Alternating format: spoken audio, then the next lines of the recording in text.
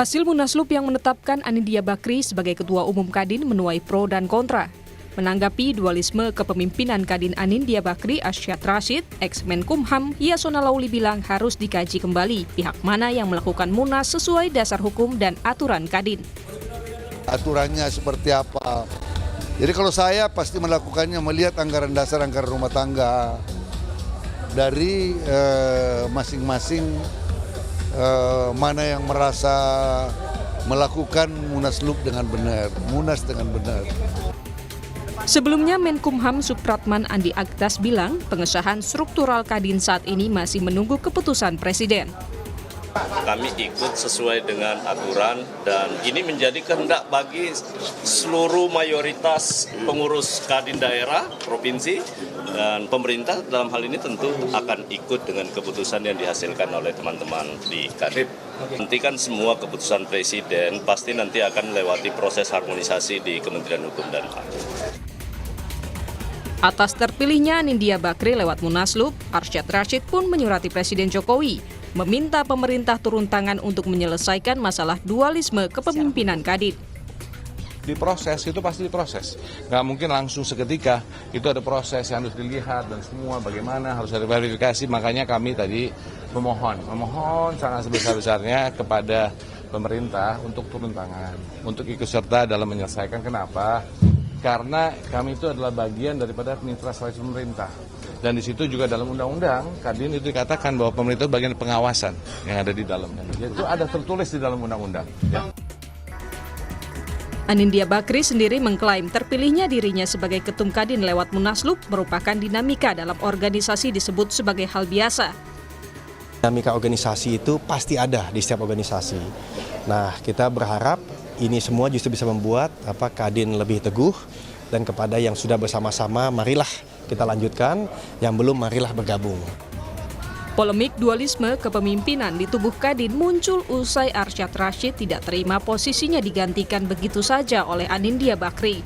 Arsyad Rashid menilai Munaslup tidak sah dan tidak sesuai anggaran dasar, anggaran rumah tangga ADART Kadin Indonesia. Tim Liputan Kompas TV. Dualisme kepemimpinan Kadin Indonesia tengah diinvestigasi. Sementara kepengurusan Kadin versi Munaslup 14 September lalu masih menunggu Kepres. Membahas dampak polemik kepemimpinan Kadin berlarut, sudah bersama kami Direktur Kebijakan Publik Selyos, Media Wahyudi Askar. Selamat petang, Mas Media. Ya, selamat petang, Mas. Mas Media, analisa Anda, dampak dari polemik dualisme Kadin ini bagaimana bagi Indonesia? Yang pasti dampaknya cukup signifikan ya, karena pasti menciptakan ketidakpastian bagi pelaku usaha, karena kebingungan tentu saja terkait kepemimpinan di internal Kadin saat ini dan kebijakan yang diambil ke depan untuk kepentingan pengusaha Indonesia. Jadi hari ini menjadi tidak jelas siapa yang memiliki legitimasi yang menyuarakan aspirasi dan mewakili kepentingan bisnis berbagai sektor di pemerintahan Indonesia ke depan. Jadi memang akhirnya menimbulkan kelemahan dan mengurangi daya advokasi bisnis Indonesia ke depan, sehingga memang pengusaha mungkin mendapatkan ketidakpastian, tidak mendapatkan dukungan penuh, atau mungkin representasi yang kuat karena adanya persaingan internal di Kadin sendiri.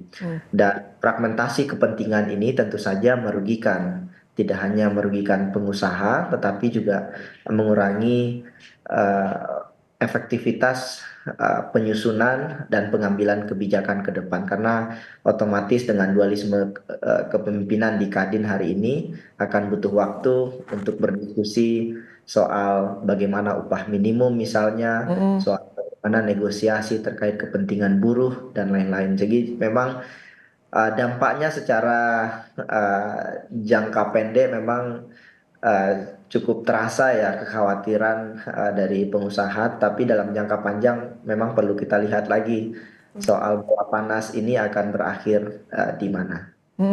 Kalau Anda melihat mengapa dualisme di tubuh Kadin ini bisa terjadi, ini apa yang menjadi pemicunya, Mas Media? Yang pertama karena memang Kamar Dagang dan Industri Kadin itu sangat strategis. Tidak hanya sebagai mitra pemerintah tetapi juga sebagai gerbong pengusaha Indonesia. Jadi sebagai salah satu asosiasi pengusaha terbesar, tentu posisinya sangat strategis ke depan. Dan memang ini juga tidak terlepas dari dinamika politik yang ada di Indonesia hari ini, di mana terpilihnya Prabowo Gibran tentu saja mempengaruhi dinamika di kalangan pengusaha. Jadi sebagian pengusaha tentu khawatir dan ingin cepat-cepat untuk memberikan intervensi, engagement, perhatian, termasuk juga mendekati pemerintah soal masa depan investasi di Indonesia, soal regulasi ketenaga kerjaan dan seterusnya. Jadi memang pengusaha juga sebagian punya kepentingan untuk terus mendekat kepada penguasa. Tetapi memang tentu saja ada sebagian dari internal Kadin yang bermanuver, yang juga tidak lepas dari kepentingan baik itu kepentingan sektoral ya maupun juga Jadi kepentingan. menurut Anda kendati Kadin adalah lembaga independen tapi ini ada kaitannya dengan kepentingan politik, ada kaitan dengan isu politik, Mas Media? Ya tentu saja ketika kita lihat sejarah berdirinya Kadin, Kadin tidak terlepas dari tentu saja afiliasi politik yang kita bisa lihat ya bagaimana Kadin di masa Orde Baru sangat identik dengan Golkar misalnya, dan bahkan hari ini kita bisa melihat kekuatan-kekuatan Golkar yang dulu itu juga muncul kembali di Kadin gitu ya. Jadi memang Kadin sebagai organisasi independen mengayomi pengusaha, tentu dalam setiap pengambilan keputusan harus berinteraksi dengan pemerintah, dan pada saat bersamaan pemerintah juga punya kepentingan untuk menjadikan Kadin sebagai mitra strategis, karena iklim investasi akan kacau balau kalau tidak didukung oleh Kadin misalkan. Termasuk juga kebijakan-kebijakan ketenaga kerjaan kalau tidak didukung oleh Kadin pasti akan tidak berjalan dengan efektif. Oke, Termasuk juga ya. ini sebagai mitra strategis dari pemerintah dengan adanya dualisme seperti ini, bagaimana solusinya? Apa yang harus dilakukan oleh pemerintah, Mas Media? Secara regulasi pemerintah harusnya tidak boleh mengintervensi ya bahwa ini adalah internalnya Kadin. Tetapi kita sama-sama tahu bahwa bahkan ketika Pak Arsyad terpilih sebagai ketua Kadin beberapa tahun yang lalu, beberapa menteri juga secara eksplisit menyampaikan dukungannya kepada Pak Arsyad. Dan sekarang juga beberapa menteri menyampaikan dukungannya kepada Pak Anin.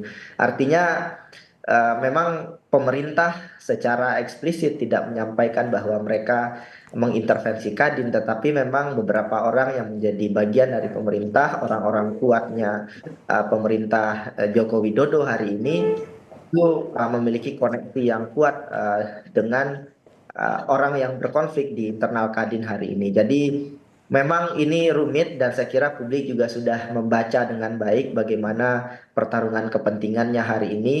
Maka kalau dari saya ya, kita sebagai masyarakat awam kan hanya menyaksikan, tetapi tentu saja berharap konflik ini segera usai, karena saat ini di tengah kondisi ekonomi daya saing usaha juga makin berat, termasuk juga penurunan daya beli masyarakat. Seharusnya konflik seperti ini tidak terjadi karena implikasinya signifikan, mulai dari misalkan perumusan upah minimum, sehingga sulit mencapai kesepakatan yang solid misalnya kalau Kadin terpecah-pecah.